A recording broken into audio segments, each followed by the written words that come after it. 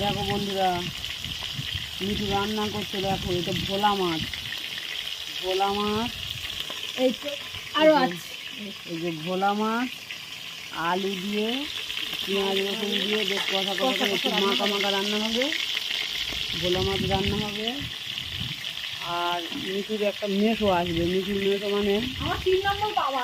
ও 3 নম্বর বাবা আসবে। আর মিঠুর মেসো আসবে, ওটা 3 নম্বর বাবা। 1 নম্বর বাবা হচ্ছে ওই বাড়ি, 2 নম্বর বাবা হচ্ছে এই বাড়ি, আর ওটা 3 নম্বর। আর ওটা 3 নম্বর বাবা মানে মেসো আসবে।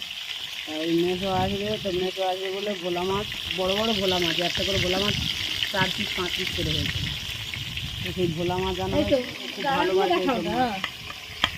হ্যাঁ, ওই মাছ নিয়ে এসছে, মাছ দিয়ে আর আলু দিয়ে ঝোল হবে। ঝোল মানে মাখা মাখা করে হবে। আর ডাল হবে, আর ডিম ভাজা হবে। আর কিচ্ছু হবে না, ডিম ভাজা, ডাল আর ওই ভোলা মাছ একটু মাখা মাখা করে করা হবে। আর মেসো এখন বাড়িতে এসে ঢোকেনি, এখন অন্য জায়গায় আছে। শিওর আসবে কিনা বলতে পারবো না, তাও বলেছে আসার জন্য। তো মেসো এখন হাফ পথে থেকে ফোন করছিল যে আমি যাবো না করছিল, দেখা যাক কী করে। ব্যাপারটা এইরকম রেখে দিই, তারপরে দেখা যাক। মেসো এলে তবে আর কি ডিম টিম ভাজবো, নাহলে এখন ভাজবো না। আমার অনেকটা শরীরটা খারাপ আমার, তার জন্য মিঠুকে আমি একটুও হেল্প করতে পারিনি। সব একা একা করছে তো, তাই জন্য আমি বলি তুই কর, যা পারিস, যেটুকু পারিস কর।